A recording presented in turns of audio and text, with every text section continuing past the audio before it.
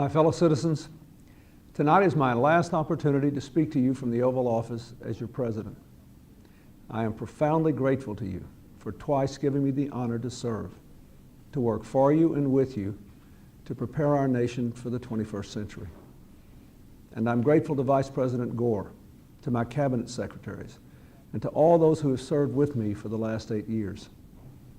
This has been a time of dramatic transformation, and you have risen to every new challenge. You have made our social fabric stronger, our families healthier and safer, our people more prosperous. You, the American people, have made our passage into the global information age an era of great American renewal. In all the work I have done as president, every decision I have made, every executive action I have taken, every bill I have proposed and signed, I've tried to give all Americans the tools and conditions to build the future of our dreams in a good society, with a strong economy, a cleaner environment, and a freer, safer, more prosperous world. I have steered my course by our enduring values: opportunity for all, responsibility from all, a community of all Americans. I have sought to give America a new kind of government, smaller, more modern, more effective, full of ideas and policies appropriate to this new time, always putting people first, always focusing on the future. Working together, America has done well. Our economy is breaking records with more than 22 million new jobs, the lowest unemployment in 30 years, the highest home ownership ever, the longest expansion in history. Our families and communities are stronger. 35 million Americans have used the family leave law. 8 million have moved off welfare. Crime is at a 25-year low. Over 10 million Americans receive more college aid, and more people than ever are going to college. Our schools are better. Higher standards, greater accountability, and larger investments have brought higher test scores and higher graduation rates. More than 3 million children have health insurance now, and more than 7 million Americans have been lifted out of poverty. Incomes are rising across the board. Our air and water are cleaner. Our food and drinking water are safer. And more of our precious land has been preserved in the continental United States than at any time in 100 years. America has been a force for peace and prosperity in every corner of the globe.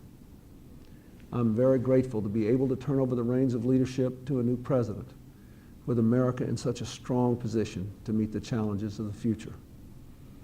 Tonight I want to leave you with 3 thoughts about our future.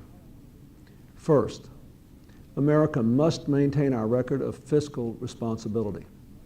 Through our last 4 budgets, we've turned record deficits to record surpluses, and we've been able to pay down $600 billion of our national debt, on track to be debt-free by the end of the decade for the first time since 1835. Staying on that course will bring lower interest rates, greater prosperity, and the opportunity to meet our big challenges. If we choose wisely, we can pay down the debt, deal with the retirement of the baby boomers, invest more in our future, and provide tax relief. Second, because the world is more connected every day in every way, America's security and prosperity require us to continue to lead in the world. At this remarkable moment in history, more people live in freedom than ever before. Our alliances are stronger than ever. People all around the world look to America to be a force for peace and prosperity, freedom and security. The global economy is giving more of our own people and billions around the world the chance to work and live and raise their families with dignity.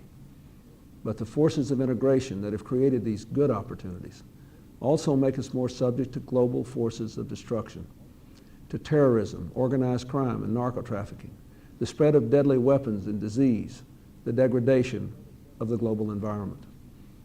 The expansion of trade hasn't fully closed the gap between those of us who live on the cutting edge of the global economy and the billions around the world who live on the knife's edge of survival. This global gap requires more than compassion, it requires action. Global poverty is a powder keg that could be ignited by our indifference. In his first inaugural address, Thomas Jefferson warned of entangling alliances. But in our times, America cannot and must not disentangle itself from the world. If we want the world to embody our shared values, then we must assume a shared responsibility.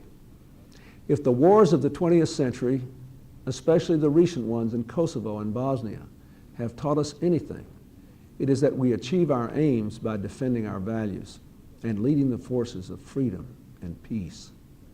We must embrace boldly and resolutely that duty to lead, to stand with our allies in word and deed, and to put a human face on the global economy so that expanded trade benefits all peoples in all nations, lifting lives and hopes all across the world.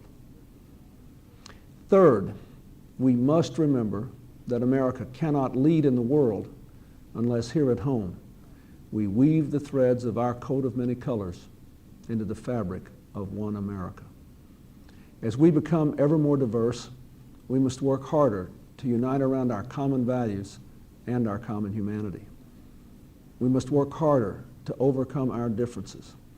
In our hearts and in our laws, we must treat all our people with fairness and dignity, regardless of their race, religion, gender, or sexual orientation, and regardless of when they arrived in our country, always moving toward the more perfect union of our founders' dreams.